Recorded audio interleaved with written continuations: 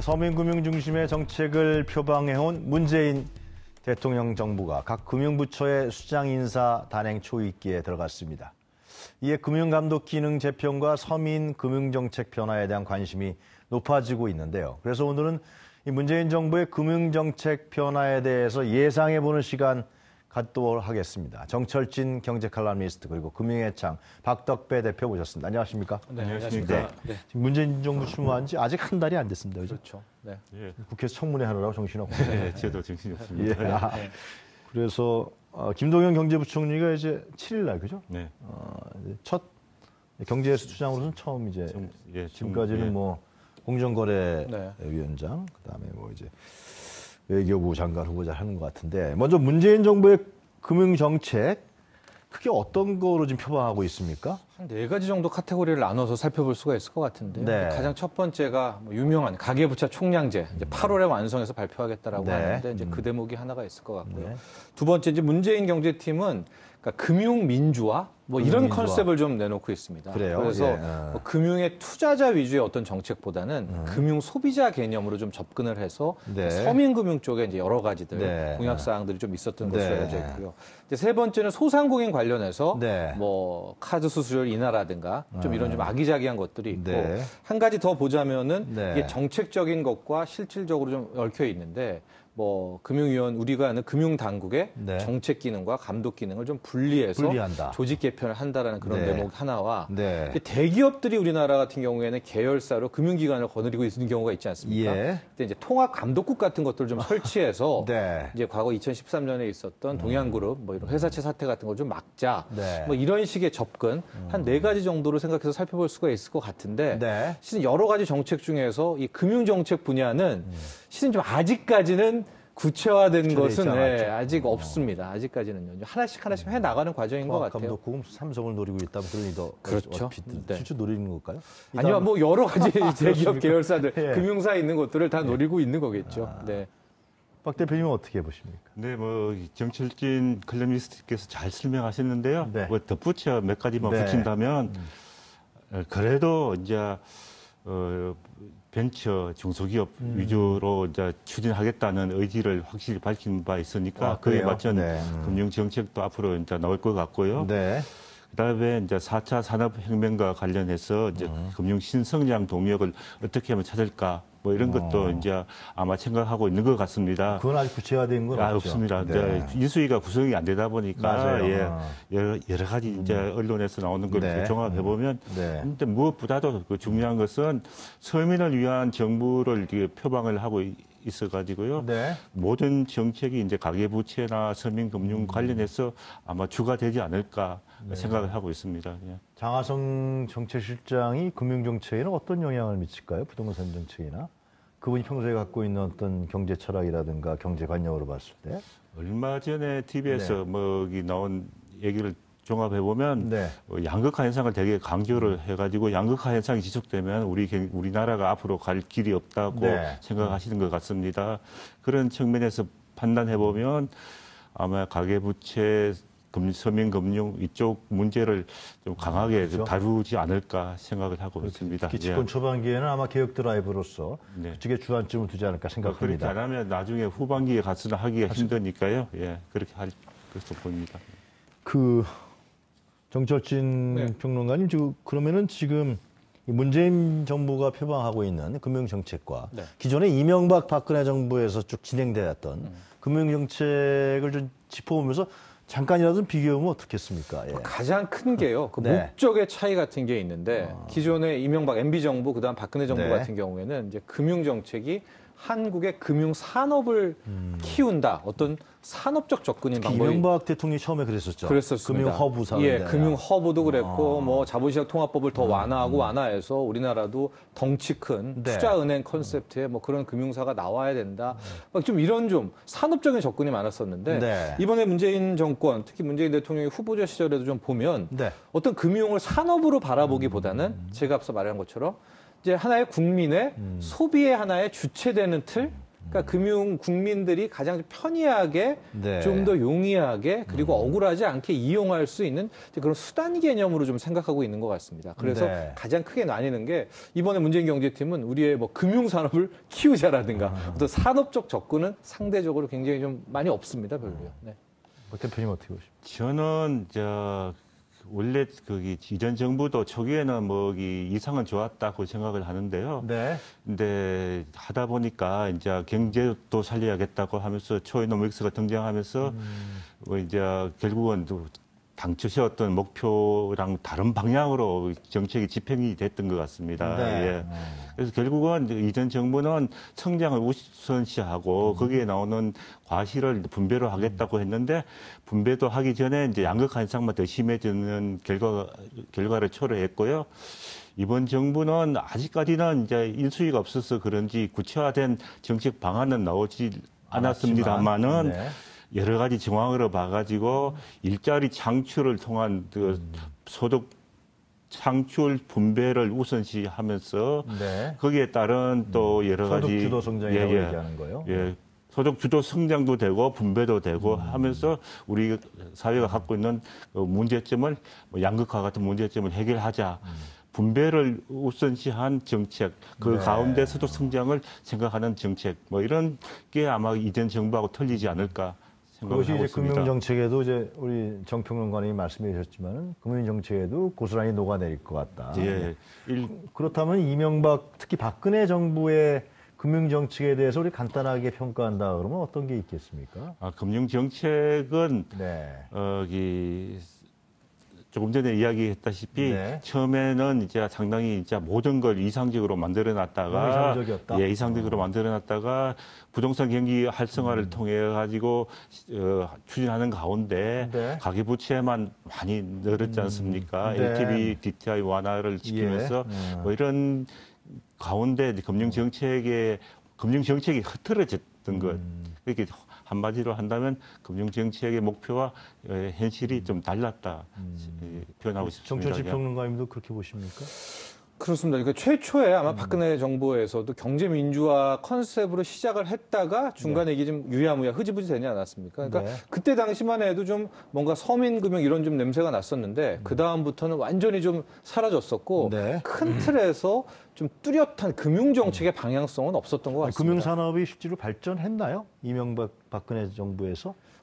힘들었죠. 왜냐하면 이게 금융산업이 커가려면 실질적으로 국내 증시가 커진다라든가 국내 어떤 M&A 시장이 커진다든가 그래야 되는데 거의 5년 반, 6년 동안에 뭐 코스피 같은 경우에는 박스권에 갇혀 있으면서 오히려 증권사 같은 경우에는 굉장히 좀 위축되는 그런 경향이 많았었거든요. 네. 저는 안 그래도 은행 위주의 한국 금융 산업이었었는데 네. 지금 그 이명박 박근혜 정부 시절에 물론 뭐 목표는 정권 자본시장 육성하고 네. 서민금융을 강조하고 했지만 네. 결국 은행만 더 비대해졌던 것이 아닌가 뭐 그렇게 평가를 이게 하고 커진 건 사실인 것 같아요. 예. 은행 하여튼 이제 커진 거. 그건 눈에 보이는 가시적 효과 같은데. 이건 뭐 다른 평가가 있을 수도 있고요. 자, 그럼 문재인 정부의 한번 정책 중에서 지금 첫 번째 우리가 짚어봐야 될 게 금융 감독과 정책을 분리시키겠다. 네. 이거는 어떤 의미로 받아들여야 됩니까? 이런 겁니다. 쉽게 생각해서 이제 MB 정부 때 네. 재정경제부에 금융정책국이 있었고 네. 그때 당시에 금융위원회, 금감위원회였었죠. 네. 근데 합쳐가지고 이제 일종의 금융위원회가 나왔었는데 파워가 굉장히 셌던 걸로 그때 당시에 기억하는데. 컨셉은 예. 금융위에서는 정책을 만든다. 그다음에 금융감독원에서는 감독 기능을 한다. 이런 어떤 정책과 감독을 분리하려는 그런 목표를 시작을 했습니다. 네. 이게 왜 필요하냐면요. 어떤 한 조직이 있는데 그 조직이 정책도 내고요. 감독도 하게 된 경우에는 어떤 문제가 있냐면 잘못된 정책이 있을 때 세게 감독을 못 합니다. 네. 왜냐하면 자신이 내놓은 정책이기 때문에 그걸 감독을 할 수가 없죠. 그러네요. 근데 지금 금융위원회가 그동안에 어떤 모습이 됐냐면 정책 기능, 그러니까 정책을 아젠다 세팅하는 기능도 세지만 또 금감원 못지않은 감독 기능까지 함께 갖고 있었단 말이죠. 그래서 뭐 저축은행 사태의 시작도 됐었고 이런 점 때문에 이제 문재인 대통령이 후보자 시절에는 안 되겠다. 완전히 정책을 하는 쪽과 글쎄 말이에요. 감독을 하는 쪽을 분리를 하겠다. 그래서 뭐 금융부에 대한 얘기도 나왔었고요. 다시 재정경제부를 부활해가지고 정책은 글로 밀어넣겠다. 네. 또 이런 이제 목표 비전을 제시를 했는데 오늘도 지금 뭐 부처 연구 개발도 나왔었고 이미 지난 주말에 박광원 대변인 얘기했을 때 보니까 예. 이 부분 이제 금융당국이 정책과 감독을 완전히 쪼개는 이것은 일단 좀 다음 텀으로 좀 유보하는 것 같죠. 아직은요? 유보한다라고 하는데 제가 좀 감히 생각을 좀 해보면은 지금 못하면은 못해요. 예, 왜냐면 이 금융 쪽은 또 워낙 전문성 아주 더 나쁘게 말하면 이제 금융 마피아라고 하는데 이분들이 이제 딱 잡고 있기 때문에 초창기에 이 메스를 들이대지 못하면은 뭐 앞으로 2년 뒤에는 더 이거를 정책과 감독을 분리한다는 건 좀 힘든 문재인 그런 정부에서 상황이 검찰 아닌가. 개혁, 뭐 국방 개혁 얘기 많이 하는데 지금 금융 개혁 문제는 좀 유보하는 이유가 뭔가요? 아무래도 시간이 조금 없었던 게 아닌가. 네. 이게 뭐 인수위 기간이 있었으면 좀 충분히 논의를 거쳐가지고 이렇게 할 수도 있고 한데 갑작스럽게 이제 정부를 구성을 하다 보니까 시간이 좀 부족했던 게 아닌가 싶고요. 뭐 그렇지만 이제 언론에 보면 이제 2차 정부 조직 개편안이 계속 이야기가 있고 한데요. 네. 이제 금융 관련해서 이제 앞으로 뭐 1차 때는 뭐 그대로 틀은 유지한다 하더라도 2차 때 이제 어떻게 전개될 것인가를 보면 핵심은 이제 금융위원회의 이제 금융 정책을 기존의 이제 재경부 기재부 쪽으로 옮기는 방안. 근데 기재부가 너무 크니까 네. 기획 예산 재정을 또 따로 분리시키는 뭐 그런 걸 이제 하는 방법이 있고요. 또 두 번째는 이제 여기 기획재정부 쪽에 있는 국제금융 관련 정책을 오히려 금융위원회 쪽으로 넘겨서 금융부를 만들고 네. 여기 또 나머지를 이제 기획재정 뭐 금융부 뭐 이렇게 이제 하는 안. 하지만 분명한 것은 이제 감독 기능은 이제 금융감독위원회를 따로 해서 그 산하에 금융감독원을 두는 방안이 아마 오랫동안 이 정부에서 그 강조한 정책이 아닌가. 그 추진될 가능성은 좀 높다고 생각됩니다. 서민금융정책 좀 문재인 정부라든가 문재인 정부에서 가장 중요시 여기는 문제. 가계부채 문제부터 얘기 먼저 할까? 이게 제일 관심거리일 것 같아요. 일단요, 그죠? 예. 가계부채 해결 정책, 또 가계부채 총량제 이걸 얘기하고 있습니다. 이걸 어떻게 보십니까? 8월의 모습을 드러낸다고 하는데 거의 이제 문재인 정부의 뭐 금융정책의 핵심 가계부채 총량제입니다. 그러니까 이게 쉽게 말하면요, 가처분 소득 대비 부채 비율을 150%로 딱 자르겠다. 이런 식으로 하면 큰 틀에서 있어서의 가계부채들은 총량은 유지된다는 거 아닙니까? 네. 이제 가령 뭐 가처분 리스크가 없어진다. 그렇죠. 이제 가처분 소득이 한 3천만 원이다라고 하면 부채 비율이 아무리 많아도 4,500만 원 이상 가계부채 못 빌리게 딱 150%로 계속 유지하게 이제 크게 이제 이거 나가겠다라는 게 이번에 문재인 경제팀의 핵심 정책이기는 한데. 예, 이게 과연 8월에 어떻게 수정될지는 모르겠습니다. 왜냐하면 우리 박사님도 나와 계시지만은 이런 식으로 일괄적으로 잘라버리면. 돈 있고 여유 있으신 분들이야 괜찮지만은 힘든 분들이 분명히 존재하거든요. 이분들은 어쨌거나 돈을 빌려서 살아가야 될 텐데. 집도 사야 되고. 예, 이분들에 대한 것들이 있고. 두 번째는 좀 더 이따가 다시 논의를 하겠지만 가계부채 총량제를 일괄적으로 확 적용해 버릴 경우에 부동산은 거의 뭐 폭탄 맞았다 이렇게 봐야 됩니다. 왜 폭탄을 맞습니까? 부동산 투자라는 게 기본적으로 대출을 통한 투자인데. 그렇죠. 아무리 돈 많더라도 30~40%는 은행에서 돈 빌려서 투자를 하거든요. 근데 이렇게 총량 개념으로 돈을 못 빌리게 잘라버리면 당연히 부동산의 수요는 줄어들 수밖에 없고 수요와 공급의 원칙에 따라서 이제 부동산이 힘들어지게 되는데 과연 경기 부양과 현재 또 이 건설 경기를 통한 성장률 기여가 많거든요. 그렇죠. 재정에도 기여하고 있고 이런 것들을 문재인 경제팀이 의식을 한다면 정말 8월에 이런 강력한 가계부채 총량제가 나올 것인가. 이건 이제 8월까지 한번 봐야 될 것 같아요. 현실적으로 좀 쉽지 않다 그런 말씀이죠. 예, 뭐 저도 좀 되게 뭐 위험한 정책일 수도 있고요, 뭐 중요한 정책일 수도 있고 한데요. 예. 뭐 일본의 사례를 봐가지고 보면 이제 총량제 이후에 뭐 상당히 일본 경제가 뭐 쉽게 말해서 잃어버린 일본 15년, 20년도 사실은 기업 부채지만 기업 부채 총량제 시행 이후에 아마 잃어버린 15년이 시작이 됐던 것 같고요. 총량제를 하는 것은 상당히 좀 신중히 좀 집권을 해야 될 것 같고요.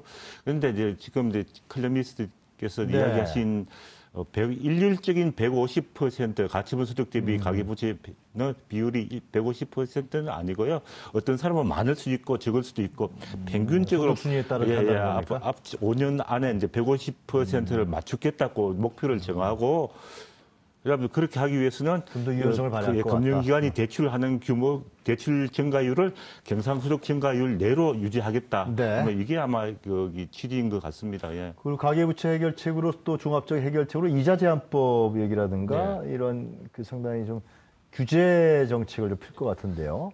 예상입니다만 하여튼. 아니 지금 뭐 예상이 아니고 지금 뭐 공약에 20%까지 앞으로 장기적으로 내리겠다고 이제 하고 있습니다. 그럼 어떻게 보십니까? 예.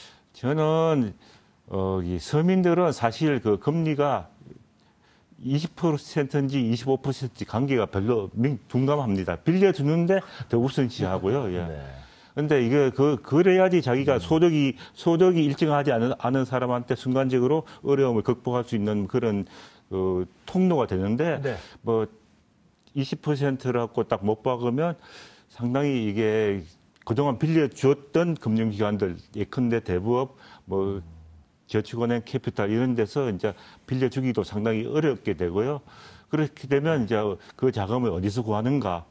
정부의 뭐 이 복지 정책 금융으로서 커버가 될 수 있는가? 뭐 이런 문제도 한번 생각을 해보고. 그래도 하여튼간에 서민들 입장에 봤을 때는 과도한 이자 때문에 이자율 때문에 상당히 고통스럽고 힘들어했던 건 사실 아니에요. 그래서 문재인 정부에서 그렇게 하겠다는 거 아닙니까? 네.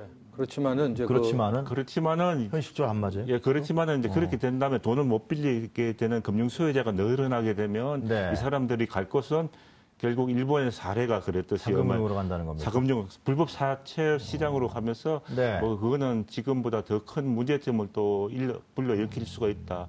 뭐 이렇게 판단이 됩니다. 전번에 저희 한번 나오셔서 그 인터넷 은행 얘기하셨던데 거기서 이제 은산 그 분리 문제, 이 문제를 해결해야 된다 그랬는데 문재인 정부에서는 쉽지 않을 것 같습니다. 그렇습니다. 이제 현재도 은산 분리에 대해서 이제 별 그 언급이 없거든요. 공약 대비해서도 이제 국회에서도 오히려 인터넷 은행 문제가 좀 후순위로 밀리고 있는 그런 모양새인 것 같은데, 뭐 제 개인적인 바람은 지금 이번에 문재인 정부팀의 금융 정책이 산업적 접근이 좀 별로 없거든요. 그렇다면 이런 인터넷 전문 은행 같은 부분은 하나 정도에 대해서 좀 심도 있게 논의해 보는 것도 제가 보기에 그 부분 인터넷 은행 때문에 금산분리 약간 유보했다고 해서 뭐 야권에서나 국민들이 왜 약속 안 지키냐 이렇게 몰아세우진 않을 것 같거든요. 인터넷 전문 은행이 또 우리가 가야 할 길이고 이 부분은 좀 융통성을 발휘했으면 합니다. 지금 국정기획자문위원회에서 금융정책에 대한 정확한 보고라든가 포괄적인 정책 합의는 아직 안 이루어졌죠? 그런 것 같습니다. 지금 현재 정부에서 아직은 지금 만들고 있는 것 같아요. 현재 좀 더 지켜봐야겠네요. 그렇죠. 통합 감독 시스템 말씀 좀 해주시죠. 이게 무슨 얘기냐면요. 아마 쉽게 2013년이었죠. 동양그룹에 이제 동양증권, 지금은 이제 유한타증권으로 바뀌었지만은 계열사 금융기관이 있습니다. 근데 어떤 일이 있었냐면은 이 계열사가 이제 점점 부실해진 거예요. 그러니까 그때 그 정보를 뭐 미리 알았다고 나중에 판결이 나왔죠. 이런 CP나 회사채 같은 것들을 그 증권사에 놓고 자신들의 고객들에게 이거 뭐 엄청 좋다, 망할 일 없다라고 싹 팔은 겁니다. 근데 결국 이제 부도가 나고 이게 원금이 훼손되고 그러면서 어마어마한 비극이 초래가 됐어요. 그래서 앞으로 이제 보면 뭐냐면 우리나라의 재벌그룹 같은 경우에 이렇게 금융사들을 끼고 있는 그룹이 많이 있지 않습니까? 많이 있죠, 상당히. 삼성을 비롯해서 뭐 다 많이 있지 않습니까? 그럴 경우에 이렇게 통양 감독 시스템, 통양 감독국을 만들어서 앞서 말한 그런 거와 같은 행동을 못하도록 통제하겠다. 모니터링을 하겠다. 왜냐하면 이게 필연적인 유혹에 빠진다는 거거든요. 사실 사금융화하고 계열사 내에 금융사 하나 있으면 어떻게든 그쪽으로 좀 몰아가려고 하니까 거기에 대해서 좀 엄격한 감독을 하겠다. 이게 통합 감독 시간이 거의 다 시스템입니다. 됐는데 박 대표님 그 카드 수수료이나 문제 간단하게 좀 짚어주세요. 지금 뭐 소상공인 그 자영업자죠. 자영업자에 대한 카드 수수료를 조금 이렇게 부담을 좀 완화해 주겠다고 이제 이 정부에서 이제 정책으로 내놓고 있는데요. 아마 뭐 그만큼 아마 소상공인 입장에서는 뭐 부담이 줄어들어서 뭐 좋은 점도 있지만 소상공인 자체가 사실 그 카드 수수료 때문에 어려웠냐? 뭐 그보다는 경기 침체나 임대료, 부동산 문제 이런 것 때문에 더 어렵기 때문에 좀 근본적인 해결책을 좀 제시해 줘야겠다는 생각을 들고 있습니다. 아무래도 이 금융정책 이런 부분 상당히 정교하고요. 또 현실적인 파급력이 상당히 만만치 않기 때문에 아마 상당히 조심스럽게 아마 정책을 준비하고 있는 것 같습니다. 그래도 기대해 보겠습니다. 자, 오늘 말씀 잘 들었습니다. 감사합니다. 네. 네, 지금까지 정철진 경제 컬럼니스트 금융행창 박덕배 대표였습니다.